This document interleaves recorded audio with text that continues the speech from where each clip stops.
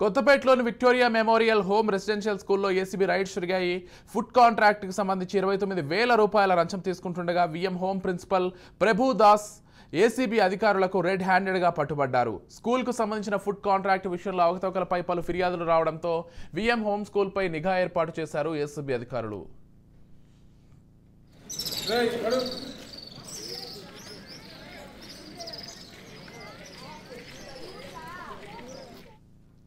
Food contract బిల్లుకు సంబంధించి వాస్తవ బిల్లుల కన్నా అధిక బిల్లులు సృష్టించి అధిక మొత్తం బిల్లులకు సంబంధించిన డబ్బులు 29,000 కాంట్రాక్టర్ వద్ద నుండి తిరిగి తీసుకుంటుండగా రెడ్ హ్యాండెడ్గా ఏసీబీ అధికారులు పట్టుబడ్డాడు.